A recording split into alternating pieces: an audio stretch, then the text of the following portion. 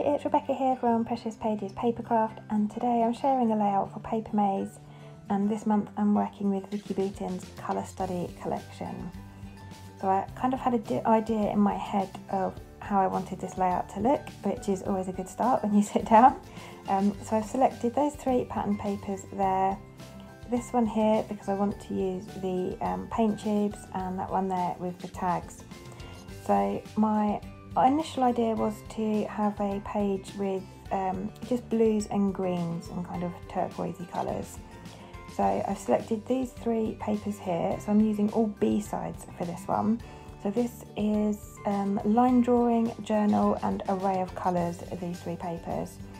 And my idea was to have some torn strips on either side of the page. So I want to have wider strips over on the left and then narrower strips on the right of each of the papers. And I'm kind of going to layer them so that you can see a bit of each one, just like I'm doing here. And I've torn them rather than cut them with a trimmer or scissors because I absolutely love the look of torn edges. It just adds a lot more texture to the page. I did wonder about having the A side of the line drawing paper for that gorgeous pop of black, but decided against it in the end. It was making the white space in the middle quite narrow the more I added, so I decided to just stick to these 3 papers.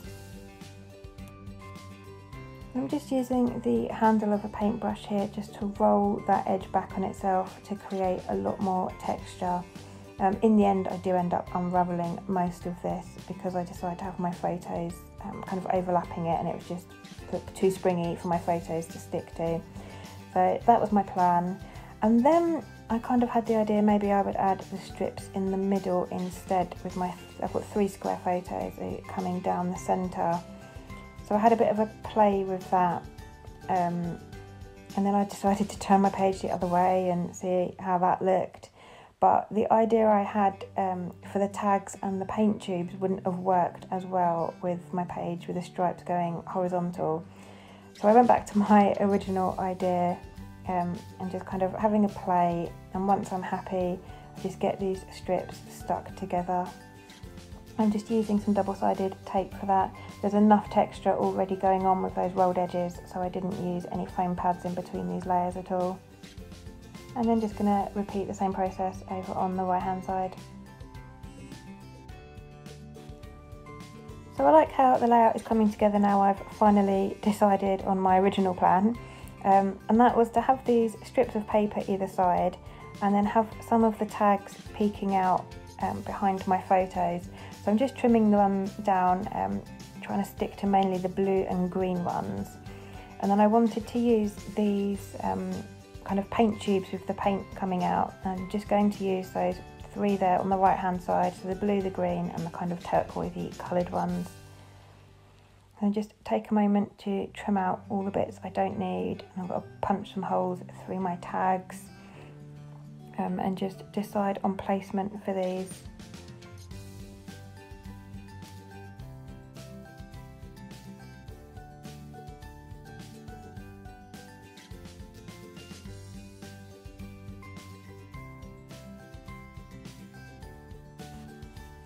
So I'm just applying a tiny bit of double-sided tape just behind those pattern papers, just to kind of put them in situ so I can have a play with things and work out where I want things to go, because I do want to add a little bit of mixed media to my background. So at the moment I'm working on the textured white basil cardstock that comes in the Matchmaker pack. But that does end up getting swapped out. I have a bit of a mixed media disaster. So at the moment you'll notice that this is the basil textured cardstock, but you'll see where it all goes wrong in a minute. So I'm just trimming those white bits out from those paint tubes, and my idea is to roll those, the sort of paint that spilled out of them back around a plastic tube. Now this is just the plastic tube from a can of WD-40. It stays on my desk for this purpose, so whenever we need the WD-40, husband's always running around looking for the plastic tube, and it lives on my desk. So, but it is the perfect thickness to use to roll papers. So So I've rolled those back on those paint tubes, and that's revealed a little bit of pink and orange. And I've already got a tiny bit revealed in the bottom left-hand corner there where that paper is rolled back. So I'm now in my head thinking I'm going to have to bring in some more colours just to balance out, because I've got those pink and orange tones there. So I just carry on having a play and thinking about where I want things to sit, just so I can get my mixed media sorted first and then work on the rest. But because I've decided to bring in the other colours, I've noticed this gorgeous piece on the cut apart sheet that says, I think it says like make your own happy or create your own happy, something like that. But I want to use this rainbow and paintbrush to help build a cluster down on the right hand corner there. So I've just trimmed that one out. And my initial idea is to have the 3 photos up on the left there, and then build some clusters behind that, and then have a totally separate cluster on the right at the bottom there, and somehow work a title in down there. But like all good plans, it all changes and adapts as I go along, and I end up sort of mixing it up a bit. So obviously I've decided to bring in more colour, so now that allows me a few more things to play with. So these are circles of kind of like pie charts, and they're cut from the foiled vellum sheet. I absolutely love this vellum sheet. It's stunning and it's foiled with gold, so it's just beautiful. So I've fussy cut some of those out, and then the bit that's left over from that sheet is kind of like a gold foiled grid, and it seemed such a shame to waste that. So I've punched some smaller circles out from that, and I'm going to add those to my layout as well to bring in a bit more of that gold. And then I've also got those black and white butterflies. They are fussy cut from the Pretty Things paper. I used those on my first layout with this collection. I just sat one evening in front of the telly and fussy cut the whole sheet. So I've got a bag of butterflies ready to use as and when I need them. I'm going to add a couple to this layout too. So now I've gone through all the time and effort of piecing everything together how I want it, and I quite like how it was looking. I have to remove it all to add my mixed media. So I've pulled out some distress inks. This one is Blueprint Sketch, and I'm just using the packaging technique with, this is a bit of acetate. And I'm going to add some colour to my background there with the 3 inks with some splatters on top. But I didn't bother applying gesso to this. So normally on white cardstock, if I'm going to do a lot of mixed media, I would use clear gesso, but I very rarely bother because I find it changes the appearance and colour of things. However, with the textured basil cardstock, you really do need it, and I was being a bit lazy and didn't apply it. So my page starts warping, and my splatters don't look like splatters, they kind of start bleeding into the cardstock, so it's a bit of a disaster. But I stick with it for now. So that second colour I've just added is Mermaid Lagoon, and then I'm going to bring in the green here, which is Mowed Lawn. As I'm doing it, I know I'm not happy with it, and I'm likely to change it out, but I stick with it just in case, as you do. But the splatters really were bleeding and didn't look like splatters at all. It was looking awful. So off camera, I've swapped that out for a bit of premium white smooth cardstock. Now this I can get away with not using gesso because it's a lot thicker, and I've just done exactly the same process and added the same 3 colours, and now I'm coming in with a metallic gold acrylic paint and just adding some splatters, and just add a bit more sort of drama to the background. I'm going to come in with a black acrylic paint. Now I've watered that down. I'm adding some small splatters with a paintbrush, and then I'm going to add some larger splatters by just using my fingers to squeeze the bristles to cause a big black splodge to drip down onto the page, and I do love how that looks. And it's a technique I've done with I think all of my layouts with this collection, because the colours are so bright and bold that just the dramatic black splodges just look so effective with it. So yeah, you'll see that on all my layouts. So now my mixed media is done, I just roll a paper towel over it to dry it. That is the extent of my drying on this layout. There's not a lot of water, so I don't need a heat gun or anything. And then I can get back to rebuilding my layout. So I'm using double-sided tape to stick down those strips of paper either side, and then I can go about rebuilding everything.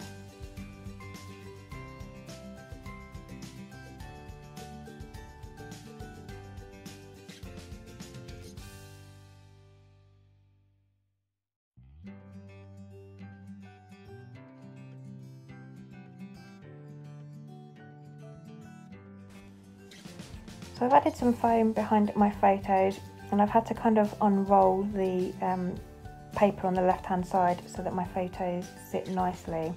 And this is the point where I ended up putting 2 photos on the left and 1 on the right. Now that wasn't intentional at all. I had planned to have all 3 on the left with a cluster down on the right, but somehow I ended up moving a photo over there, which would explain why it took me a while to rebuild that cluster down the bottom, and I wasn't really happy with it for a while. Excuse me, and that's because I moved a photo down there for some reason.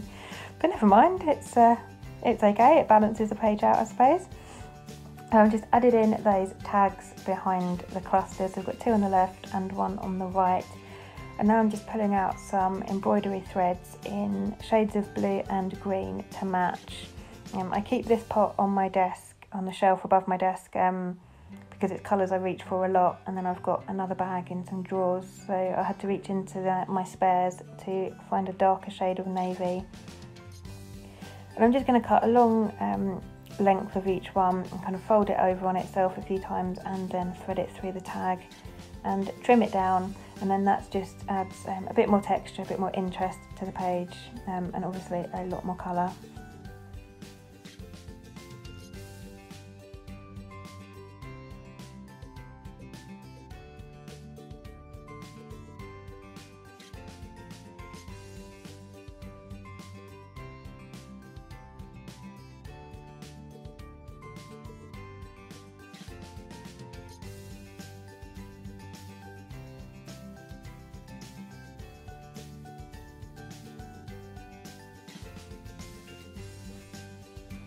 So I've used foam pads behind the end of the tags to raise them up slightly. I do like to have a lot of dimension on my layouts, and ordinarily I would have put some foam pads in between each layer of those those patterned paper strips to bring in the dimension.